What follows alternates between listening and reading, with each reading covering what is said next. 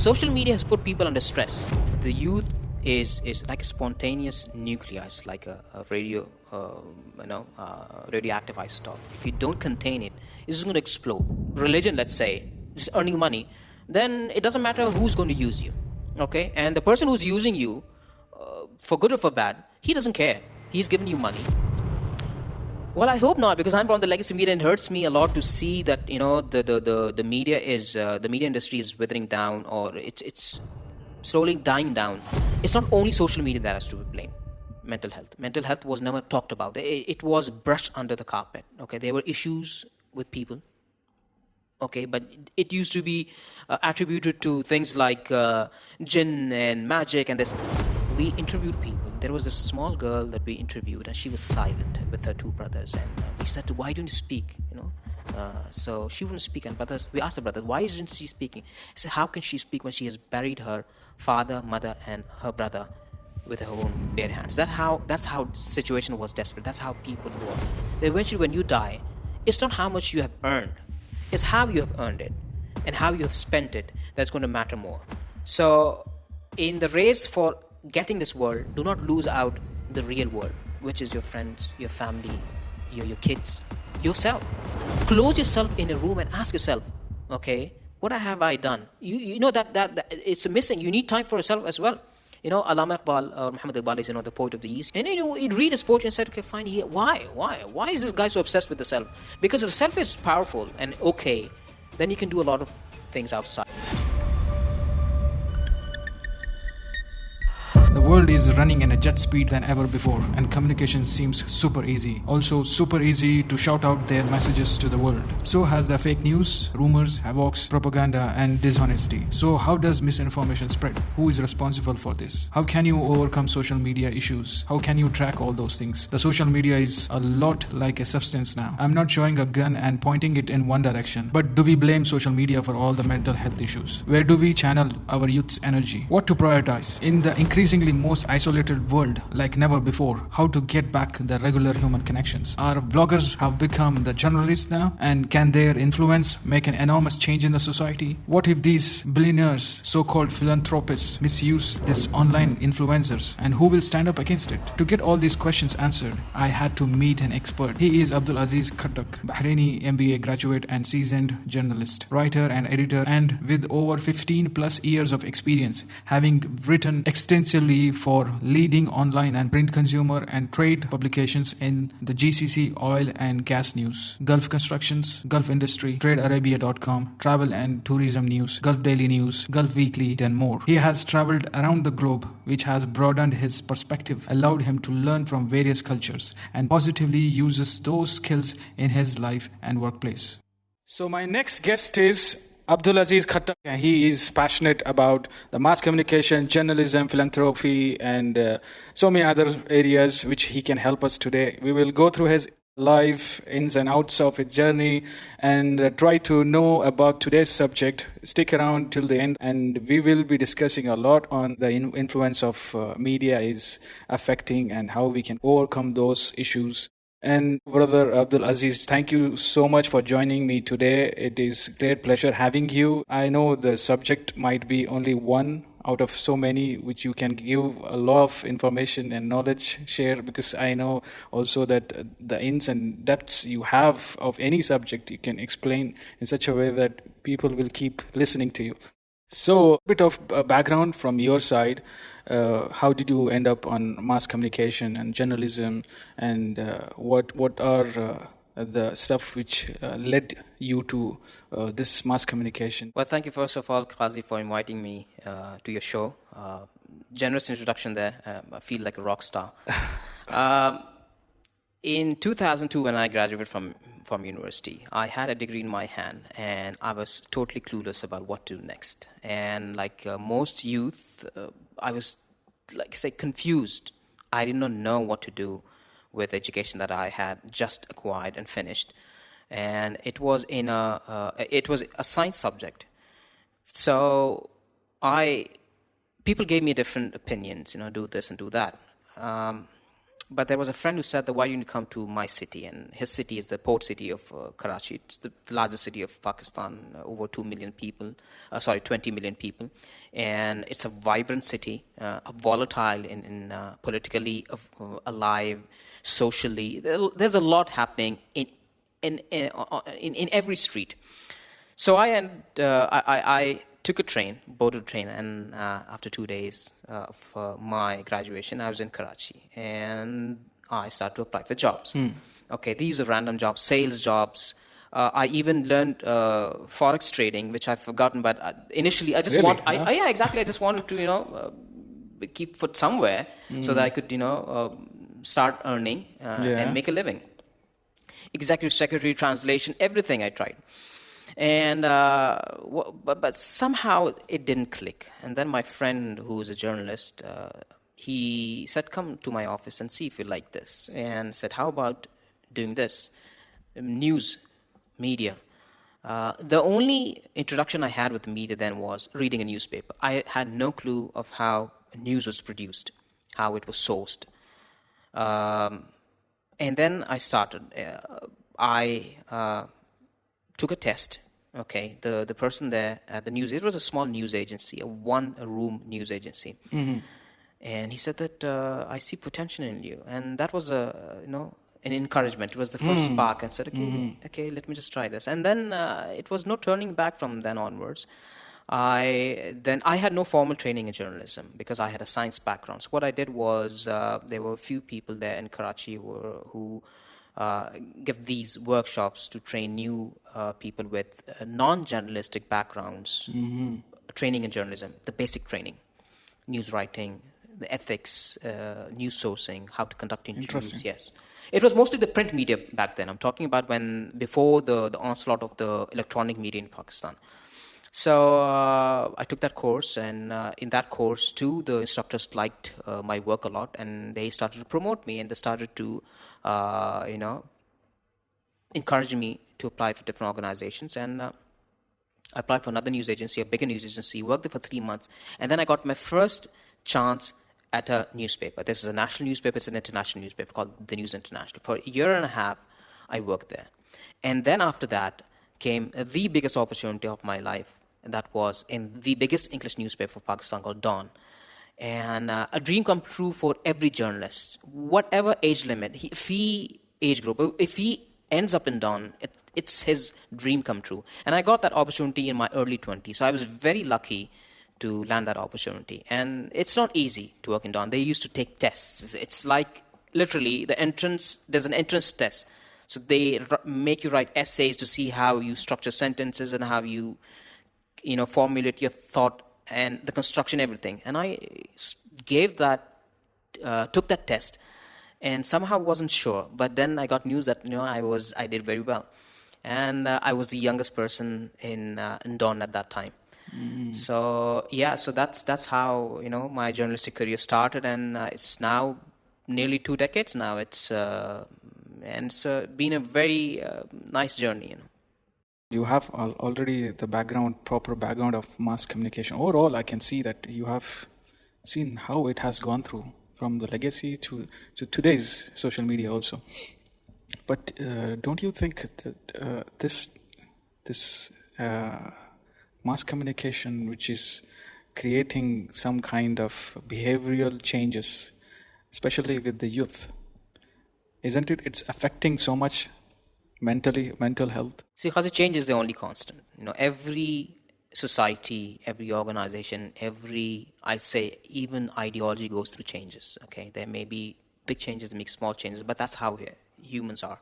They can't sit pretty in one place. They have to move around. They have to think. They have to change. So this change in how media conduct itself had to change. Okay. And you can say this current one is also a change. Yes, it's a change. It's not going to stop here. Of course, it's going to go. It's going to grow. Yes, it's going to grow. It's going to advance. It's going to. I don't know where it's going to lead us to. Yeah. However, the thing is that we did not expect this change to be so rapid and so drastic, because the newspaper journalism, a newspaper media, let's say, it has been from the start of the 17th century, and it started as people used to come to the pubs and the clubs in the US and the UK, seafarers, they used to tell the stories, and someone used to write those stories and then print them on small paper, and then word got out that there's some sort of news, and back there, then politicians started to call it public opinion, and later on it developed into a structured system, and it took the form of a news, and that's where press came in, that's where press freedom came in. That's where the government started to realize that this is very important. People started to realize that it's important for our voice to be heard by the authorities, and authorities also wanted to somehow know what the people were thinking, and that's how slowly. And then, of course, it developed as moved on. Radio came in. After radio, it was TV, and until then, things were moving very gradually. Okay, limited. Okay. It had its own pros. The pros were that a journalist or the press, when it would do a story, it used to think about it from many angles before letting it out to the public, correcting the facts and everything. Okay, so it would ensure that whatever news goes out is correct. Okay, and back then every story was a challenge of credibility for the news organization, for the media organization. So, for example, retractions were not considered to be a good thing. If a media gave out a wrong report and the next day they ran a report, a corrigendum or a retraction saying the news that we published yesterday or day before was wrong and we regret it, that meant that they're not doing the job properly. But then came social media. With that social media, it was like everyone started thinking that if you have a social media account, you're a journalist, you're a media person. It had its own challenges. It still has its own challenges, I'd say. And the legacy media has been hit very badly. Legacy media is like a history for us. Whoever is. Well, I hope not, because I'm from the legacy media, and it hurts me a lot to see that the media the media industry is withering down, or it's slowly dying down. The social media, when it came in, it posed a couple of challenges. Okay, one challenge was, of course, speed, the speed of the news. Yes. Earlier, it was the newspaper. You get the news today, and you would read it tomorrow. Yeah. Okay. Now speed, yeah. you get the news. You get the news now, and the next second it's on air or on social media, and everyone knows about it. Okay. And then there were the revenues. Newspaper used to get the revenues from the advertisements. Okay. That was the source, their livelihood, their bread and butter. And now it's so expensive. People just pay a fraction of that and promote the stuff on social media, or maybe create their own account and do it for free. Through their in-house departments. Okay. The third thing is, earlier, like I said, everything was factually corrected. Now, social media, you never know what is true, what isn't. So there's a lot of fake news there. Okay. So those are the pros and cons, of course. But this change had to happen. Okay. People are not content with things, so they keep on developing things. You can take any industry and you'll see that people change from horses to cars, to now to driverless autonomous cars, and God knows this what change. Do you think this gonna affect or help us? Because, like I said, it's youth behavior changing. It depends. Now, the youth is energetic. I was a youth once. You're still young. You are still young. So like I said, the youth is like a spontaneous nucleus, like a radio, radioactive isotope. If you don't contain it, it's going to explode. Okay, and for that reason, the youth need to be directed. They have the means. Okay, you can't stop them from using social media or any technology for that matter. But you can at least tell them the pros and cons, and it's the same as you teaching your child about things. They're going to learn about things coming up in their life anyway, without you telling them or not. They're going to learn it from them friends, from other family members, learn it themselves, schools. You can't close your child in a cocoon. Okay, so you teach them, but you teach them gradually. You don't teach them big things when they're age 4. You teach them things that are appropriate for age 4, and then when they enter the teens, you teach them things that are appropriate for that age, right? Similarly, when and this goes, through throughout the life. Okay, so when the youth have this important and this sourceful thing in their hands, you need to just tell them this is how you need to do it. For that, you first need to give them a purpose of life. When you give them a purpose of life, they're going to use everything to fulfill that purpose. It is this very reason that we do not have a purpose of life for our youth, that they are using it for things that are just,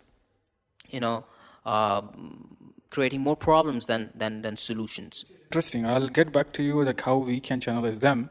But before that, let's know about you and how was your perception of life changed, and how did you got the purpose of life thing in your mind, and who influenced you to think in such a way? Well, there's more than one person in my life, honestly. Okay. There are people who influenced my life, and then there are incidents. Okay, and both played a very positive role. Okay, there are some negative memories as well, but they too aided in pushing my life or shaping my life to what it is today. I remember I'm going to tell you about the most important event that shaped my life, and that was in 2005 when I was a young journalist working with Don. And it was 2005, like I said, and an earthquake had struck the northern parts of Pakistan. And initially, of course, this was not the age of social media, at least in Pakistan back then. Even electronic media was slowly coming up, so it was not fully developed. And so we got news that there were jolts of, some earthquake had struck somewhere in Pakistan. So initially, the government came out with the statement saying that, no, it's just a few jolts and nothing has happened. There are a few cracks here and there. And then as the day progressed, we got to know that it's more than a few jolts. And after a few days, we got to know that thousands of people had been killed. Millions had been displaced. The figures back then were between 75,000 and over 100,000 people killed in various parts of northern Pakistan.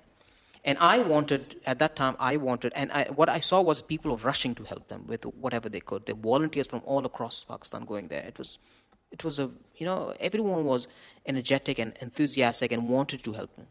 I, as a journalist, also want to help them, but I didn't have the means.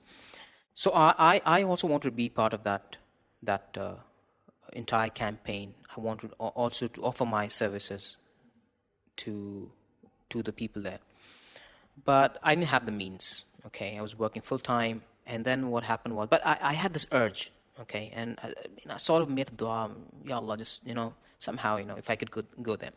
It was like a day or two later that an NGO contacted us and said that we want to take 4 journalists from Karachi to the northern part.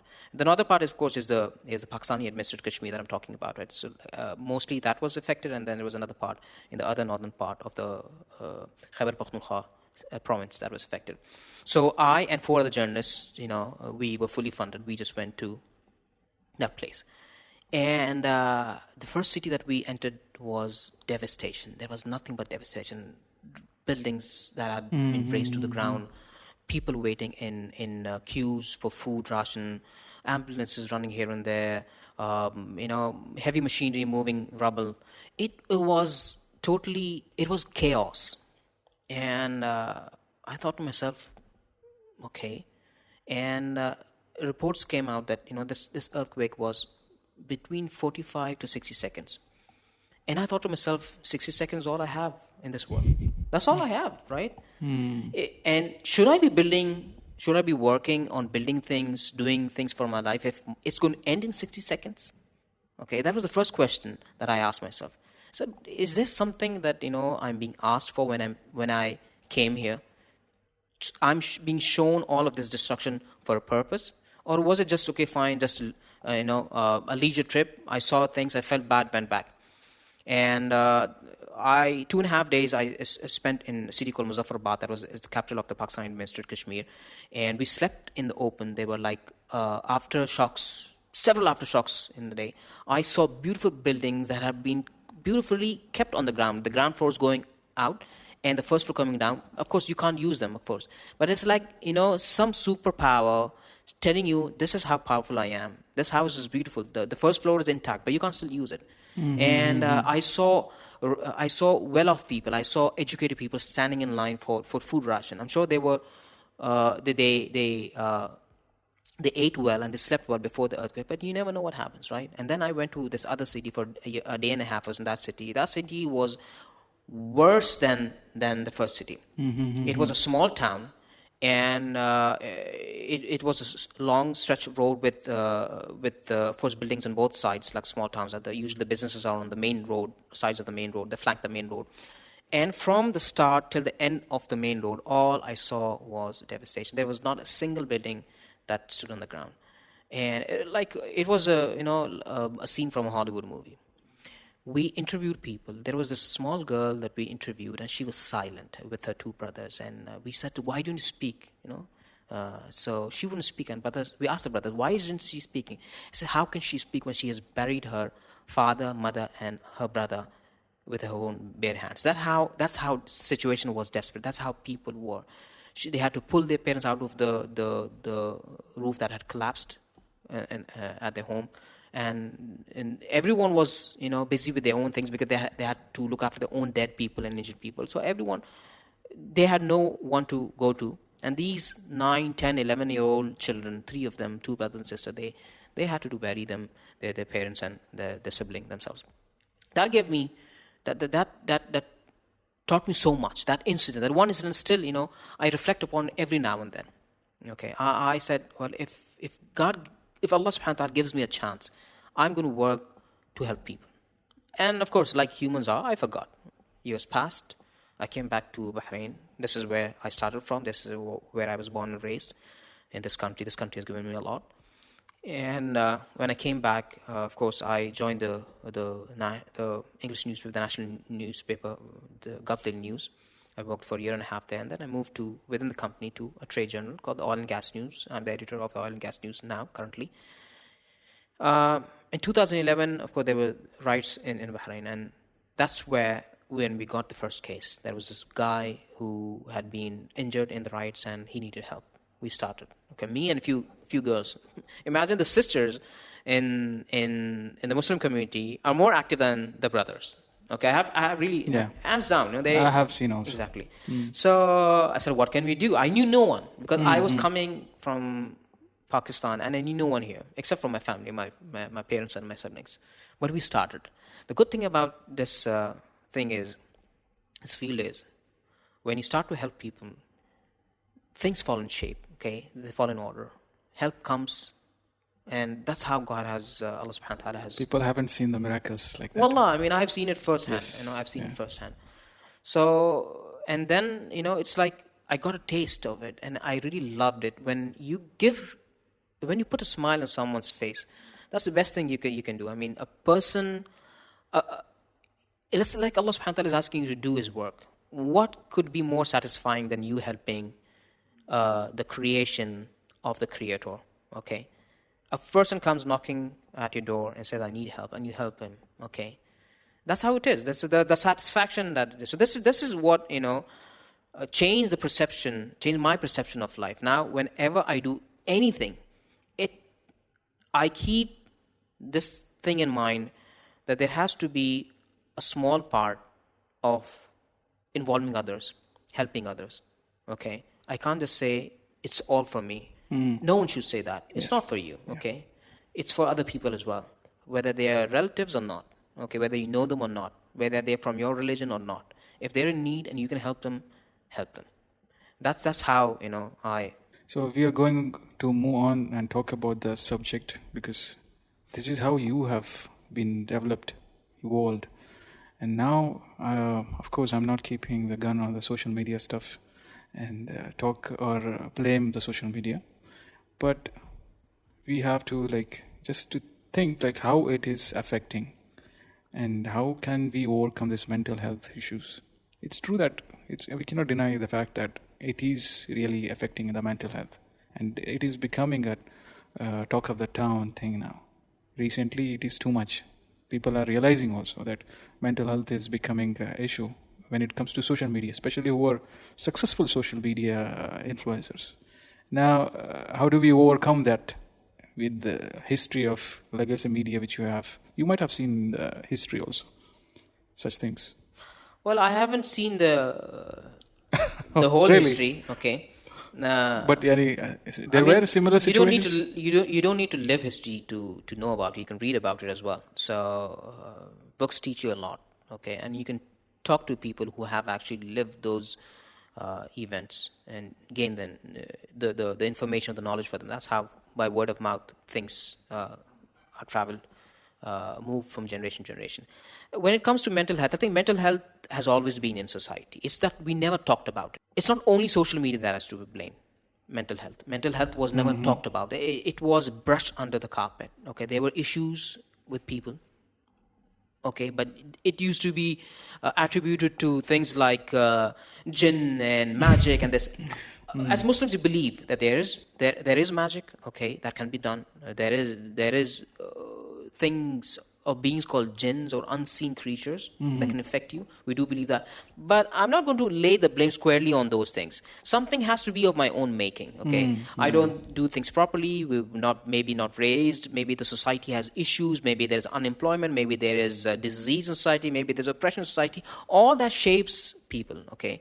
And if you look at people who are in a let's say high index country where there is prosperity, you will find mental health less than in people in societies where there is poverty. Why? Because people who have less wealth, they have to struggle more, and they're under a lot of pressure and a lot of stress, mental and physical. That really affects them. Okay, that changes their behavior, their mood, everything. Okay, so when your behavior and your mood changes, of course, the way you do things is going to change.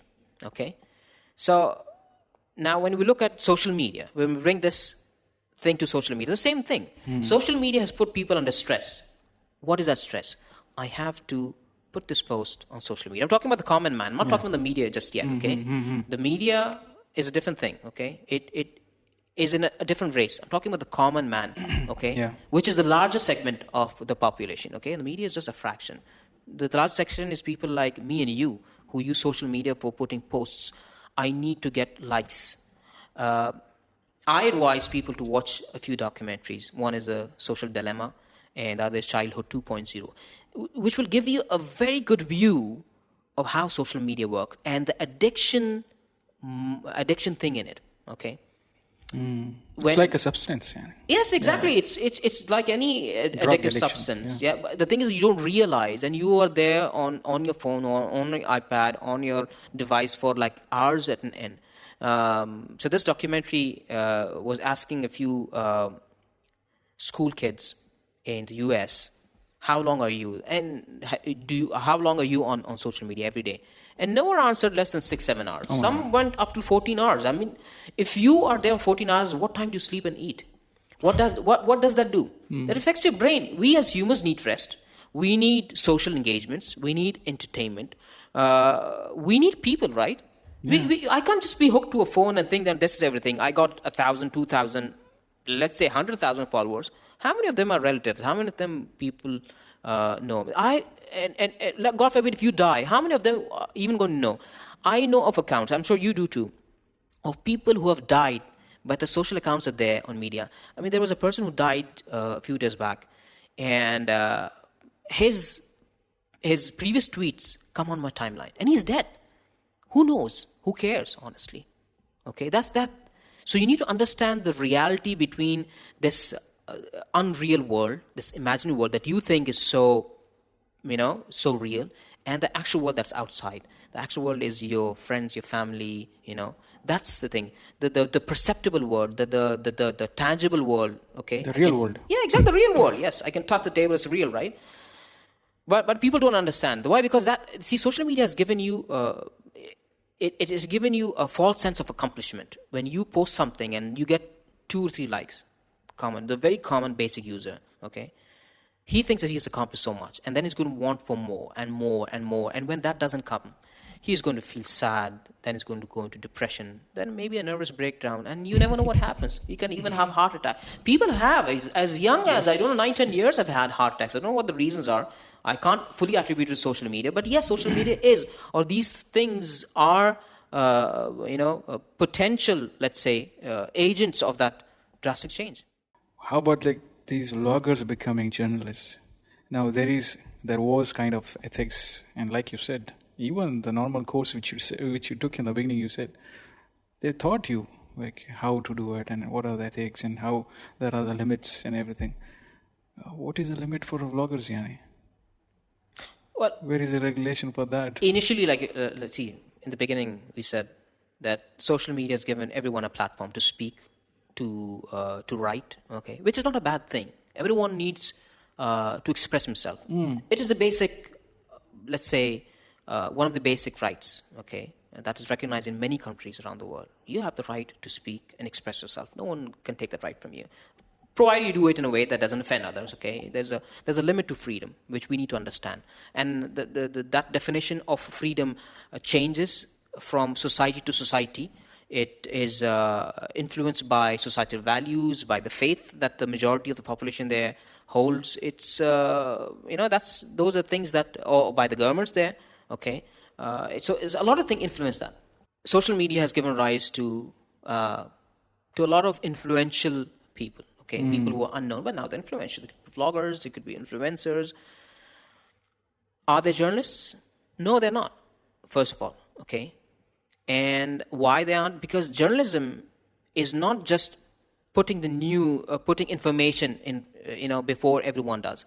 A journalist or journalism has a thorough vetting process. That's a systematic process of taking a news, vetting it, see if it's worth publishing, if it's correct, okay, checking the sources. There are a lot of steps before a news is actually put for media, or for consumer consumption, or for people's consumption. You can't just get a news and say, okay, I'm just going to put it there and then later see if this is right or wrong. Why? Because the damage is going to be done. Social media, any post on social media, whether it's written or video, it's like an arrow that has left the bow. You can't get it back. So you have to be really careful. But do vloggers or common people who use social media care about that? No, they don't. Because they want followers. And they think that if I get it before others and I have some crazy videos, which they do, by the way. So a journalist, he trains for years. It's not that one day you come out of journalism school and then the next day you are a big shot. No, they train for years. Okay, seniors train them. They have also learned about it in journalism school, of course. And they also know that not every information is news. And I'll give you the example, a tomato. Okay, if I put it on my social media account, it's a tomato. Everyone knows tomato. You're just stupid, It's a tomato. What's the news in that? But if I'm a journalist, I know that's not a tomato. It's a genetically modified organism. So then what I do is I ask questions, okay? This is a genetically modified organism, okay? Scientists have genetically engineered this. Maybe the shelf life has changed from 3 days to 3 months. A tomato remains fresh on the shelf for 3 months without the need for refrigeration. I call in an expert to ask him questions whether the genetic modification is going to affect the consumer. What if? Could it be that his body also undergoes genetic mutation? And ask those questions. Is it going to be expensive? Okay, how are you going to produce it? The genes you have to take from other organisms, will those organisms be affected? How is it going to be for environment, the environment? All those sort of questions. We have this rule in journalism. We say that the best, or say the best news is that which fits which answers the 6 W's and an H: the who, where, when, what, why, okay, and the how. Okay, if we get a news. The information can be from anyone. It can be from you, it can be from social media, but I, the journalist, I'm going to say, okay, fine, I've got this news. Now let me just see if I can add. So you need to convert that news that information into knowledge. That's what a journalist does, okay? However, to really understand what is fact and what is exactly. opinion. However, social media hardly does that. And that's why you see so much fake news. And opinions. Yeah. Opinions is okay, as long as it's right opinions. I'm talking about fake news, okay? Especially in situations like the current pandemic. Everyone has a view. Are the vaccines good or not? Do I need to wear a mask or not? If I take a vaccine, can I still go and mingle with people? No, I don't need. This is all some conspiracy by some country. No, this was a virus that was invented in a laboratory, and they will just air their thoughts, and there will be some gullible, naive people who will believe them, and they will panic. They will get paranoid. They'll get into depression. Some of them will just rubbish it. But if it comes from an authentic, a credible news source that has for years been known to thoroughly check their news, then people are going to believe it, okay, whatever they write. So therefore, people will, the sensible people will just look at that news media and believe what it says, okay, and not believe what the social media says. I mean, when you wake up, before you have even switched on your phone has so many news stories, quote-unquote news stories from so many people saying, did you hear that? And they just pass it on as a receipt. That doesn't exonerate you from the blame, okay? You have to take part of that blame as well. So that's how social media is kind of, it has messed up everything. And someone needs to put it back in place. You can't undo social media. And you shouldn't undo social media because it's a powerful source. Social media has done good as well, okay? It has helped people to find their relatives, okay? People who lived on one side of part of the world now know that they have a relative on the other side because they found him or her on Facebook maybe, on Instagram or whatever website. It has brought change. It has created awareness of people living in desperation, let's say in Africa, in Asia, okay, in other parts, in let's say in South America, and they would want to be part of the improvement in those societies. They wouldn't have known. They would have known through legacy media, but legacy media is slow and it's limited. Social media is like, if you live in, let's say, Brazil, and I live in, let's say, in Bahrain, okay, and you say, this is the problem in my town, in my village, okay, and I need help. Can anyone help? And I am a person who has the means, okay, and then whether I live thousands of miles away, I'll try to influence and get people to help in that part of the world. And that's how social media has the pros of the social media. What if the billionaires misusing or misusing whatever it is, these influencers, so-called social media guys?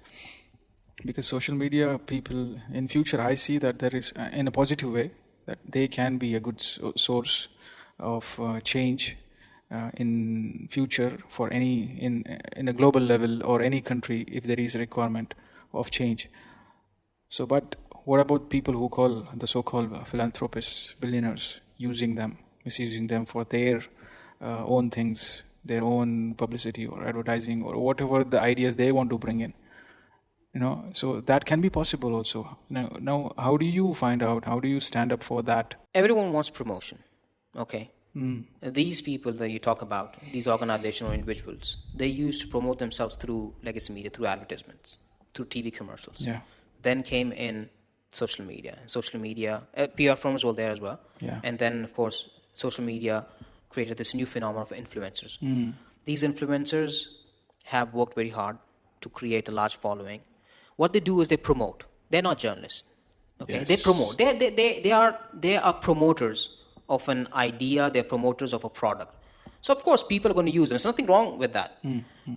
And you can stop also. It's up to the influencer to set an ethical code for himself or herself. Say, I'm going to accept such and such products or promote such and such products or ideas and not promote them.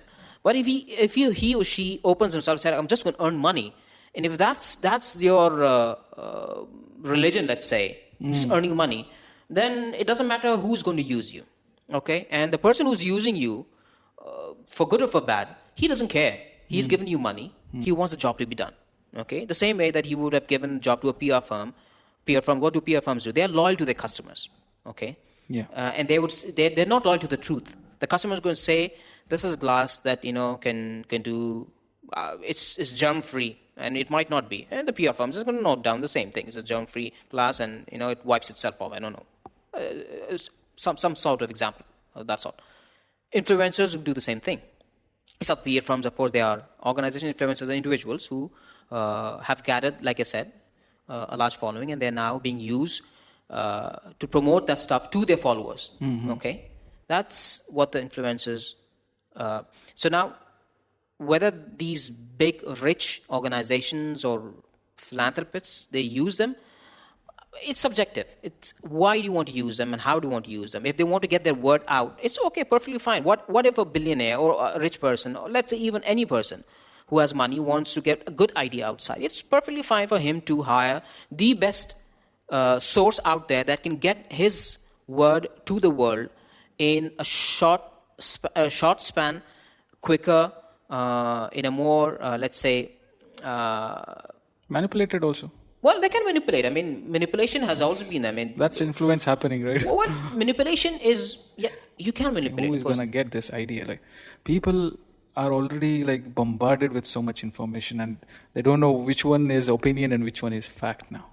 As a general person, and generally, if I'm seeing these things, like I can see every feed which is talking about the same person, whether it's let's say recently about the Oprah's interview, it was like a talk of the town. Everybody's talking, everybody's writing, everywhere I see, whether it's Robert Kiyosaki, he's talking about the same thing with the same different influencers. I'm like, okay, I understood, because I know these algorithms are working like that, and people are being taken as influencer.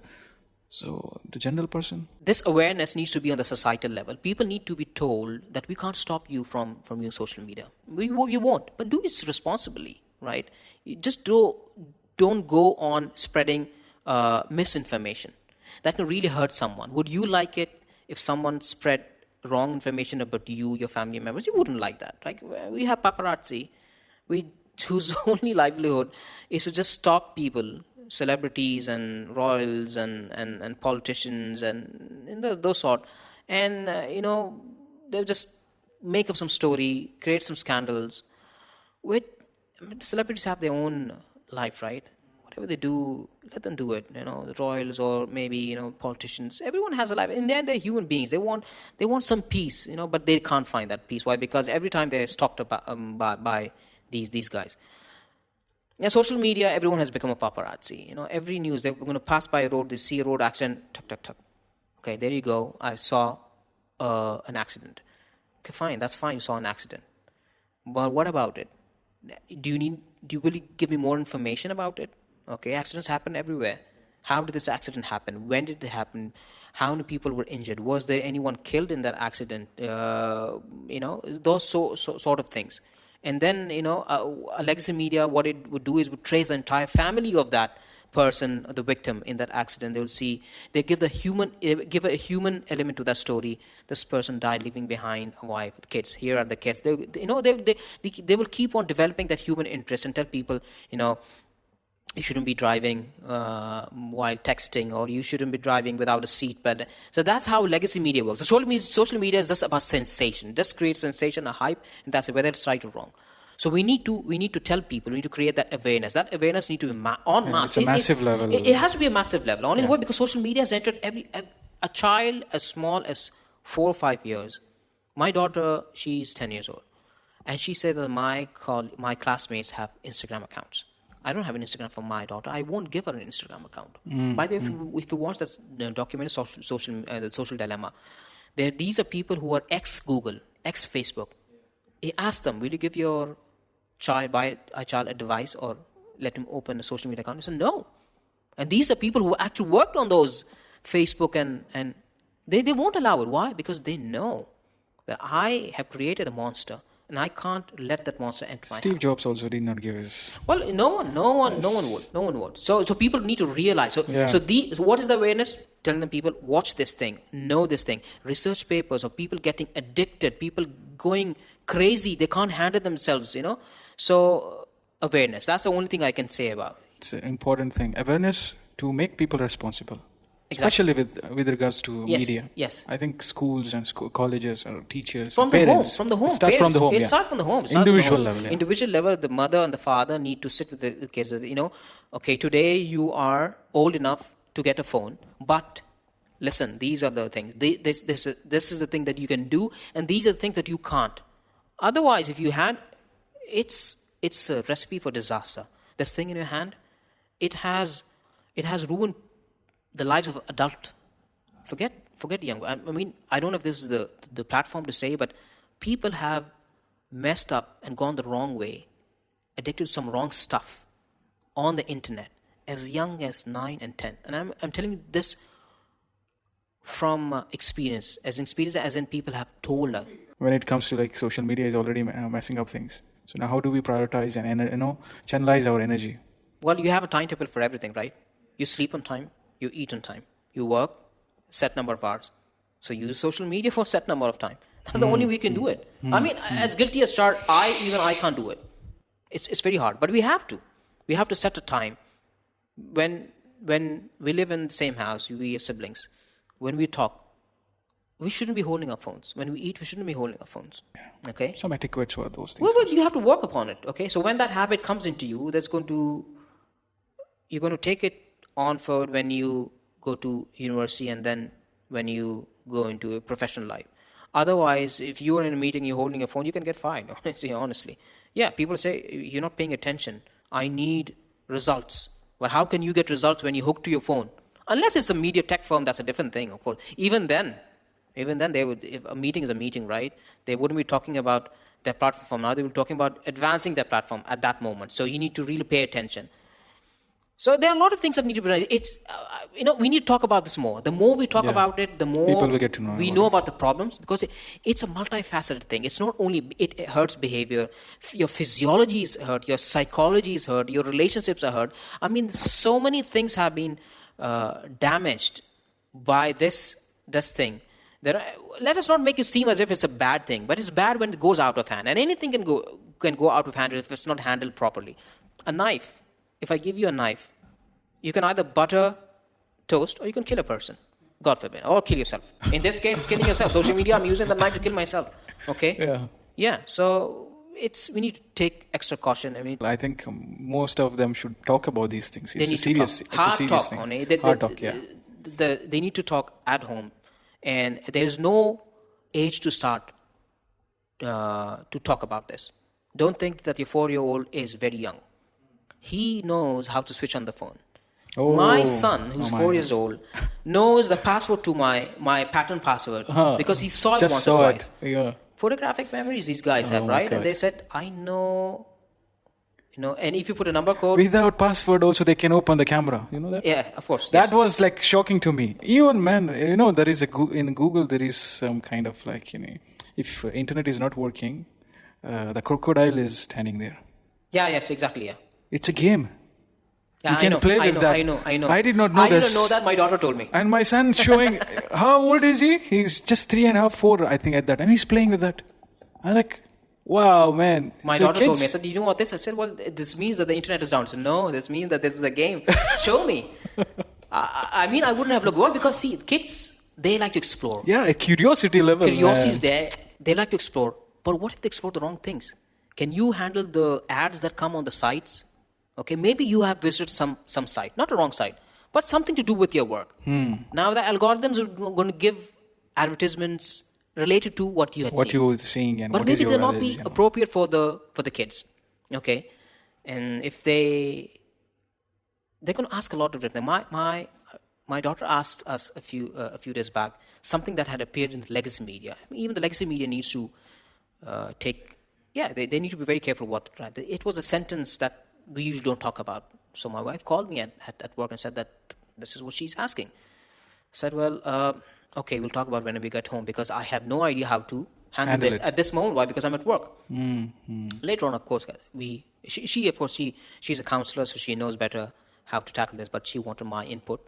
My input was not that good. Of course, her input was better. But then this is how, and when you tell your kid, keep your mouth shut, that increases their curiosity. Yeah. Exactly. So it's better for you to tackle it there and then in a nice way. Okay. They trust you as a parent. Whatever story you make up doesn't have to be false, but you have to make an analogy. You have to make a story to teach them in a way. Yeah. Okay. And they will believe that Baba has told me this and Mama has told me this. Otherwise, they're going to look for solutions in that device, and it's not going to be a solution. It's going to be more problems, honestly. So when we come up with this issue, There are so many things, even when you are joining with the social groups also. So now human beings are inherently are social creatures. So if they are out of the tribe before, they used to be like, it was like it's a severe punishment for them. Now nobody feels like that. Like they are out of tribe, or they are out of group, or they are not even involving. What is your advice for those who are isolating themselves? Because I believe that having social connection and staying connected with your peer friends and social organizations are so important. You rightly said that human beings are social creatures. Okay, I'm going to tell you a story. When I was doing my studies in university, so I have an honors degree in agriculture sciences, and there's a subject called animal husbandry, which teaches, of course, about animals, domesticated animals, dairy farm and everything. There was this concept of how you create a dairy farm, cows, of course, and how you make them give more milk, more productive. So the scientists, what they did was they lined them up 2 rows of cows in different ways. Mm-hmm. In one experiment, they lined up with the backs to each other. Okay. And in another experiment, they lined up with the faces to each other.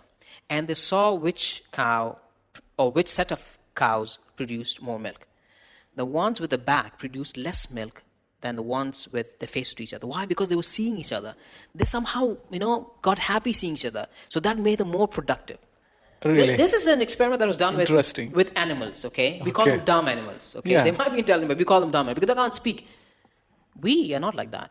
We need to see people, okay? We need to connect with people, okay? We need to talk with people. So if they are extroverts, I don't believe a person to be 100% extrovert or a person to be 100% introvert. This term, I don't know where it came from. I don't know. If people try to label them to extremes, you are extremely that or extremely this. Now another word has come, which is like both. Maybe, yeah. Huh? What is that? Have you got this idea? Someone told me recently. Ambivert, maybe? Ambivert. Yeah, exactly. It's crazy, these definitions, they're good in the dictionaries. Yes. In the real world, I'm a person full of emotions that can be sad, can be happy, can be angry, okay, can be terrified, can go.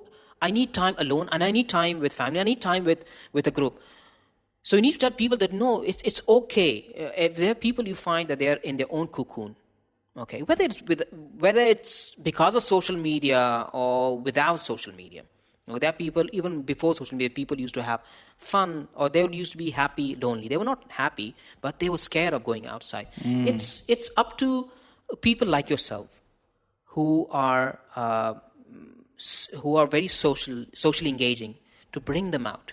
Okay, it's a responsibility. I mean, this is a very big service to humanity, I would say, to bring out people. I believe me, I was good at school, but I never asked questions because I was always scared. So because I couldn't ask questions, I was terrified. I used to learn things more than my classmates. Why? Because you can only clear your thoughts by asking the teacher. Now, if you don't ask the teacher, then what you do is just go through the text and try to learn it yourself. Sometimes you get it right, sometimes you get it wrong. Yeah.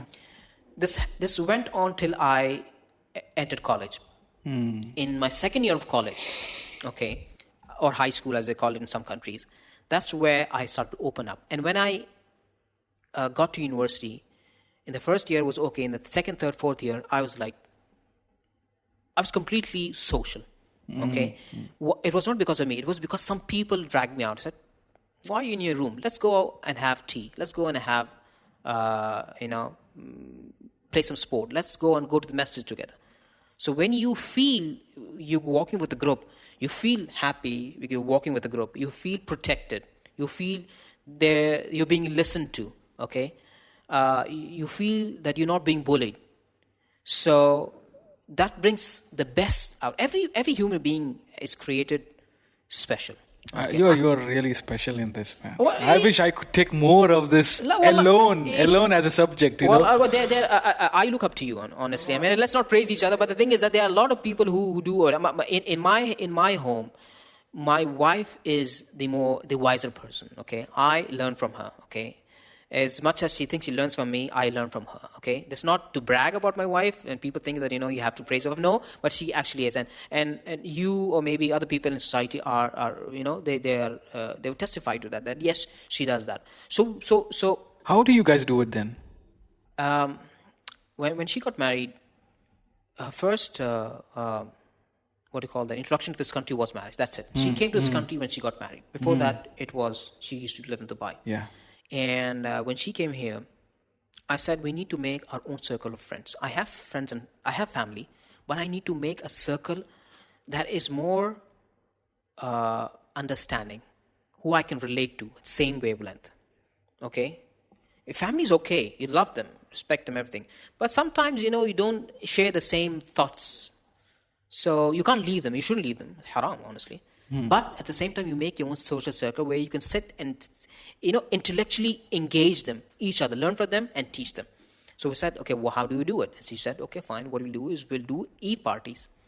There are 2 Eids in a year, alhamdulillah. Second day is going to be our Eid party. I said, okay, fine. How many people do you want to invite? I said, as many as possible. Where do we find people? We will start with the people we know, and they're going to tell other people. I said, is that going to work? She said, we're going to try. And we started, and it was a handful of people, the first Eid. She prepares the food herself, okay? It was 10:15, and now I think it's about nearly 8 to 10 years that we're doing this. It started from 4 or 5 people, and I said, 70 people come to our home. And she cooks for all 70 people because she loves it. She says that, that's how, she comes from a city in India, Lucknow. That's a very hospitable city. It's known for its culture, okay, for its language, Urdu. So she said, I'm going to cook because I want people to enjoy. There's no point in ordering the food when I can do it. So it was going to be 80 people. She does, alhamdulillah, barakah, and she does that. And that's how we started. So we formed our own circle, and we got closer. We made best friends, okay, with some family friends with some. You never know when this turns into, much closer relationships. Maybe the kids of our friends, they marry each other, and then you get even closer. So that's how it is, and it was her brainchild. I just somehow, we have the term in Urdu called shaheedon mein khoon likhwana. Naam likhwana, sorry. So I didn't do much, but the thing is that's how you do. So you start from your home. You start at your home. I start at my home. Okay, and then you join those units, and it becomes a larger society. It becomes a proper tribe. Well, it should. Which is missing. We need to do that. I don't know where it missed out. Where did we miss out? Are people becoming easy busy because of that, or the study hours are becoming more? I don't know where it... A bit of everything. It's a materialistic world. Everyone is running after money. Some get it, some don't. I don't say that you don't run after wealth and money or prosperity or enhancing your skills or advancing yourself in life. That's okay. That's perfectly fine, because that also is going to help you and others But let you not get lost on that journey, because it's more than that. Eventually, we as Muslims, we believe that eventually when you die, it's not how much you have earned. It's how you have earned it and how you have spent it that's going to matter more. So in the race for getting this world, do not lose out the real world, which is your friends, your family, your kids, yourself. Introspection is so important.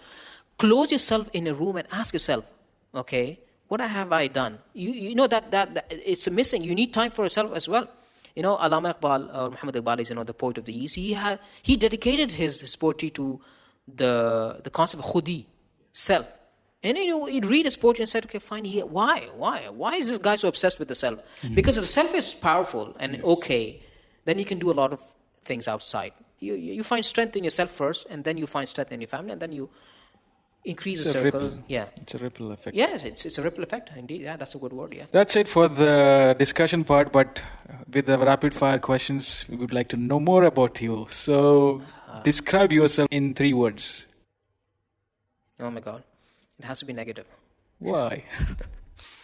I'm complacent. I'm complacent in a way that sometimes I'm happy, content with what I have. I'm lazy at times, okay, but at the same time, I'm very optimistic. I'm optimistic about life. I'm optimistic that Allah subhanahu wa ta'ala has put me in a position where, of course, I can go do better, but I'm happy with whatever He has given me. And honestly, I don't deserve much of it. But alhamdulillah.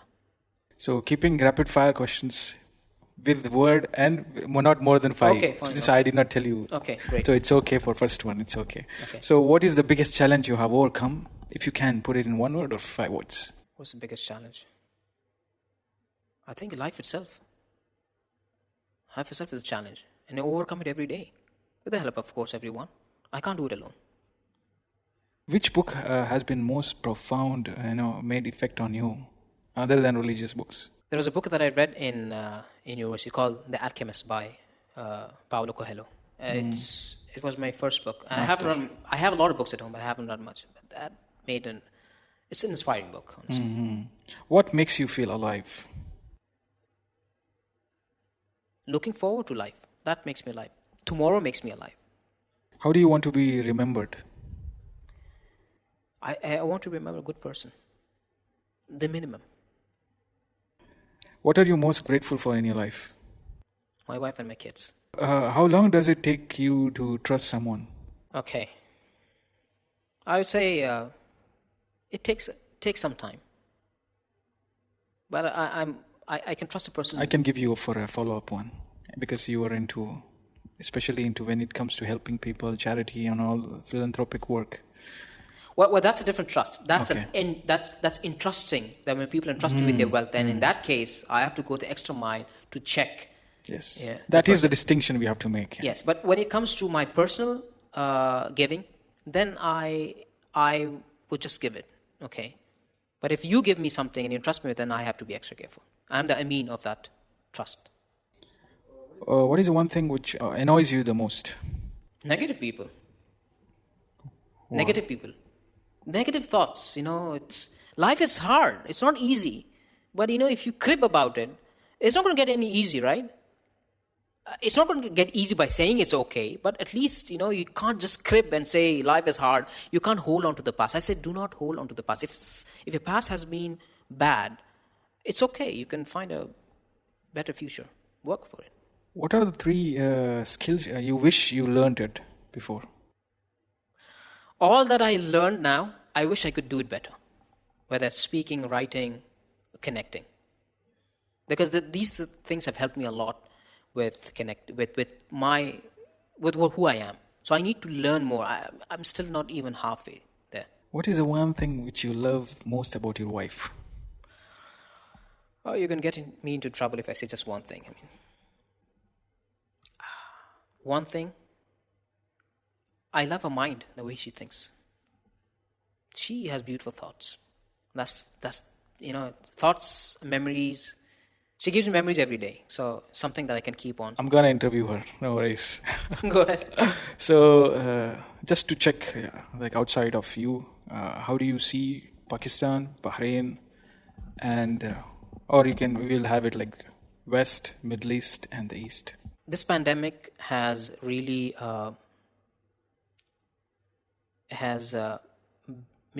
rekindled my trust in humanity. I saw how the world got together to overcome such a big challenge. The challenge still persists, but they're working together.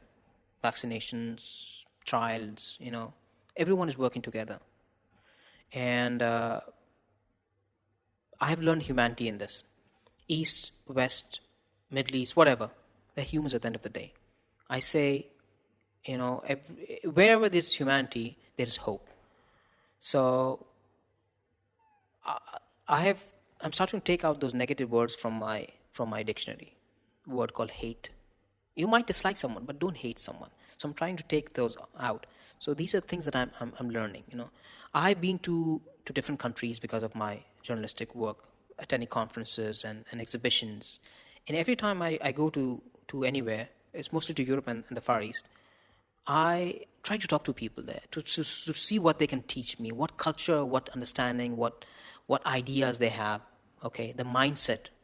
And that has really broadened my vision about humanity, about people, and I try to imbibe that. It's very hard to do it because this country or this region is a different mindset altogether. But whenever I meet different people, I always gain something from them. Humans are, they are very interesting creatures, honestly. Yeah. I hope everyone stays and watches till the end, because the social media, all these things people are busy with. If they think about real social connection, the staying connected with people, and if they listen to you, the last part, I'm sure they will take out more time for this. I wish, Yani. I hope. Well, I don't think one show is enough, and a nobody like me, maybe people won't listen to. But then again, yes, people need to balance the thing. There's no such thing as balance, but you need to do justice with things. So if you're doing something, do justice with it. Don't lose out on the good things in life. Relationships are very beautiful. Most Time when it important goes, things, it won't come back. Your kids when they've grown, your parents when they have left this world, you won't get them I think back. this era needs more of balancing. It needs to. Yes. Prioritizing things. Prioritizing things, yes. They need to do it's a lot of work to be done. It's consistent work. It's not... Man. You just need to keep on doing it. I wish, Yani, these khutbahs and Friday sermons and all those places are they are talking about these things. Too. I mean, the masajid, Man, every week we are getting this opportunity. The members are the strongest places where you get ready audience. Audience are sitting in front of you. I wish we make use of it. I wish, man. It's easy for you to... the khatib is one who people would not interrupt. They are the best influencers, I would say, man. They are the actual influencers, They should have the media account. What's happening in the East? Yeah. They are like messing up, man. I could not sit someplace. We went to Friday khutbah because we go to trainings and all. When I hear those words are like so hateful, and there's enough hate in this world. I think we need to a lot of love message is required. Well, we need to create that love. It's you are one of them who is creating love. I have to acknowledge that before I close it. I'm really grateful for thank you so much, brother Abdul Aziz. Thank you so much for adding such a great value for today's episode. It is, and you have shared a lot of encouraging words, and you have channelized my thoughts also to improve my kind of social connection things and cut down some social media and so many lessons. Alhamdulillah. Yeah, and use in a right way. Use our energy. There is so much we can do. And sometimes when somebody says, "Oh man, I'm time passing with some videos and time passing with," come on, there is time for you. Okay, if you have time, are you really using it? True. Man, thank you so much. Thank you. I hope people will make sure that they'll subscribe and whatever they have to do, all those things, just do it because it helps in algorithms and all those things. And thank you so much. Wait till the next episode comes. Thank you. Assalamu alaikum.